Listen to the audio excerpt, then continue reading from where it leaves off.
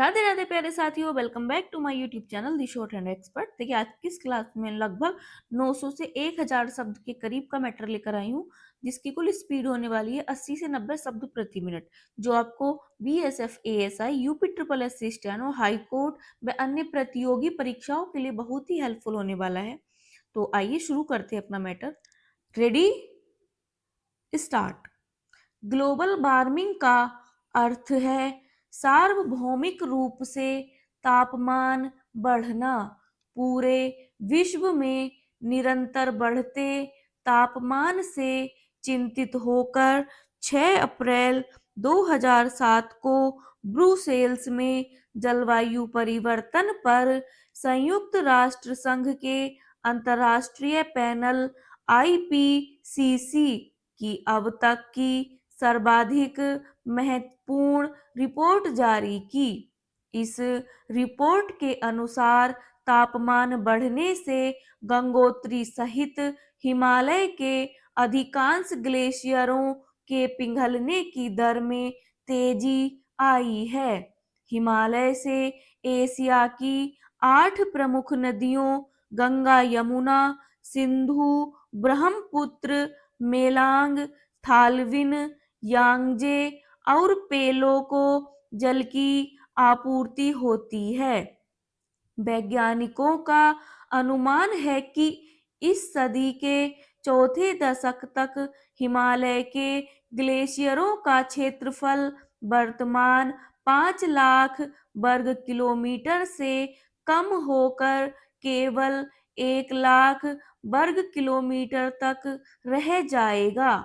परिणामतः नदियां सूखने लगेंगी, पेयजल और सिंचाई के लिए पानी का अभाव हो जाएगा।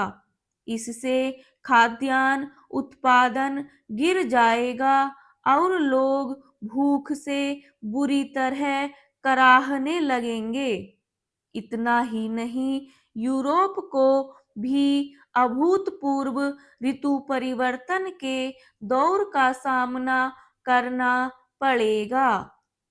उसे भी अकाल का सामना करना पड़ेगा एवं जीव जंतुओं की अनेक प्रजातियां हमेशा के लिए विलुप्त हो जाएंगी।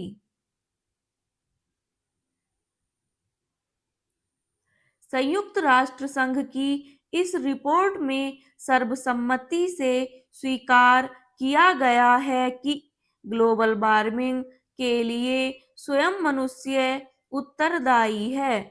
वह इस शाश्वत सत्य को भूलकर कि मानव को जीवित रहने के लिए संतुलित पर्यावरण की आवश्यकता है, जो अपने क्रियाकलापों द्वारा इसे नष्ट करने पर तुला है। मनुष्य के विकास ने संपूर्ण मानव जाति के विनाश का आधार तैयार कर दिया है।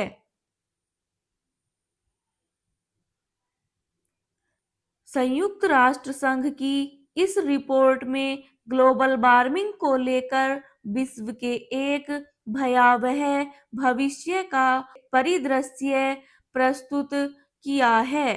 इस रिपोर्ट के जारी होने के पश्चात ग्रीन पीस कार्यकर्ताओं सहित बड़ी संख्या में पर्यावरण आंदोलनकारियों ने अमेरिका और अन्य विकसित औद्योगिक देशों से ग्रीन हाउस गैसों के उत्सर्जन पर अंकुश लगाने का प्रबल आग्रह किया है। मानव जीवन की संपूर्णता एवं सफलता प्रकृति द्वारा प्रदत्त उचित संतुलन पर निर्भर है। प्रकृति का समग्र वैभव, सौंदर्य और मानवोपयोगी गुण के अस्तित्व का मूल आधार भी प्राकृतिक संतुलन है। विकास की अंधी दौड़ में उन्मत्त मानव जिस लापरवाही और बेरहमी से प्रकृति को कुचलता हुआ आगे बढ़ रहा है, उसी के परिणाम स्वरूप संसार का पर्यावरण प्रदूषित होता जा रहा है और तापमान में निरंतर वृद्धि हो रही है।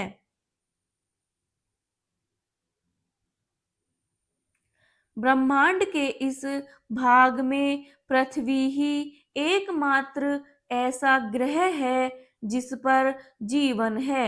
वैज्ञानिकों के अथक प्रयासों के बाद भी अभी तक किसी भी ग्रह या नक्षत्र पर जीवन के अस्तित्व के प्रमाण नहीं मिले हैं। पृथ्वी की सतह से 250-300 किलोमीटर की ऊंचाई पर वायु का एक आवरण है। इस आवरण के कारण ही धरती पर जीवन संभव हो पाया है। परंतु वर्तमान में पृथ्वी के पर्यावरण को गंभीर संकट का सामना करना पड़ रहा है। इस संकट को वैश्विक उष्णता के नाम से जाना जाता है।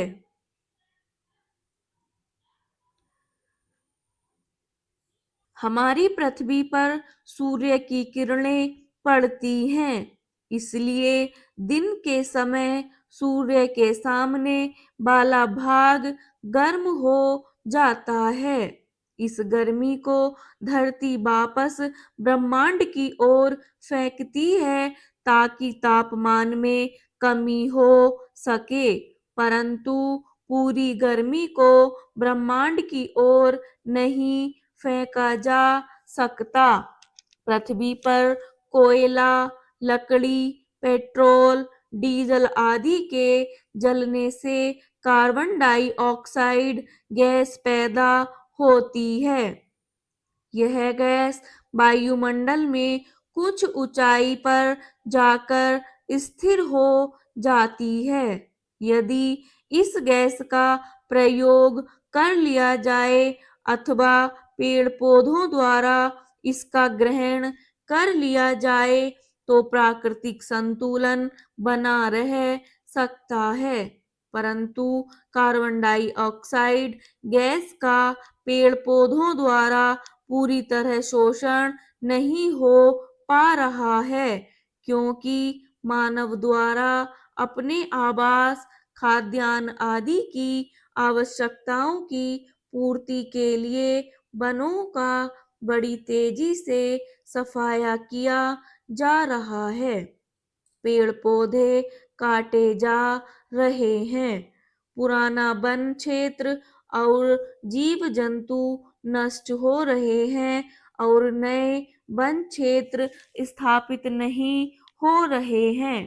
कार्बन डाइऑक्साइड एक भारी गैस है। यह पृथ्वी के द्वारा छोड़ी जाने वाली गर्मी को वापस धरती की ओर परावर्तित कर रही है, जिसके कारण पृथ्वी का तापमान लगातार बढ़ रहा है।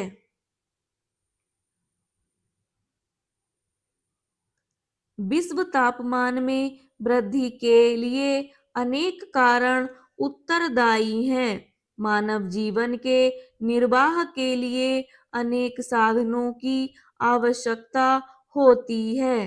भोजन, वस्त्र, आवास तो उसकी मूलभूत आवश्यकताएं हैं ही, इसके अतिरिक्त अन्य सुख सुविधाओं के साधन जुटाने के लिए धन की आवश्यकता है।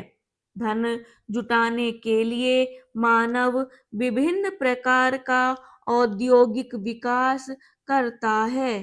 तरह तरह के उद्योगों में विविध प्रकार की मशीनें जुटाता है।